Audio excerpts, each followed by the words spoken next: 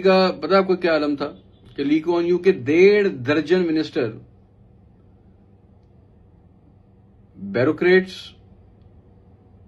Corruption के इल्जाम के बाद जब उन पर इल्जाम लगा तो उन्होंने क्या किया पता है? उन्होंने खुदकुशी कर ली। और ये दुनिया भर से टैलेंटेड लोग, कॉम्पिटेंट लोग हंट करते थे, दुनिया भर से हंट करके ली कुआन यू अपने मुल्क में इनको नौकरियां देता था। चौथा इसका जबरदस्त काम, ली कुआन यू ने अपने मुल्क में पूरी दुनिया के बिजनेसमैनों के लिए ओपन पॉलिसी रखी थी। आ जाओ, खोल दिया उसने पूरा मुल्क। कोई भी कहीं से भी बिजनेस करने के लिए सिंगापुर में आ सकता था। उसके लिए सिर्फ एक शर्त थी कि अगर काम करने आ रहे हो तो तुम्हारे पास पैसा होना चाहिए और उसी काम का तजुर्बा होना चाहिए।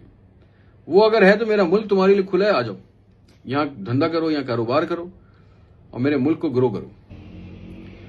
और पूरे सिंगापुर के अंदर ऐसी अरबों खरबों मिसालें मौजूद हैं। हम तो अपने लोगों का कारोबार करने में जीना हराम कर देते हैं।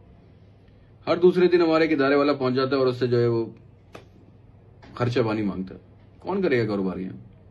5वां काम, वो बड़ा स्ट्रांग काम, ली कुआन यू ने क्या किया कि उसने एजुकेशन पे और स्किल्ड एजुकेशन पे ना बहुत तवज्जो दी।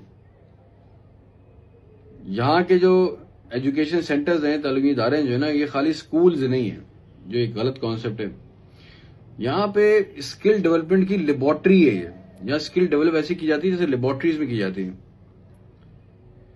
इसी वजह से आज यहां पे 96% लोग, 96% लोग तालीम याफ्ता हैं। और जो तालीम याफ्ता है वो हुनरमंद भी है।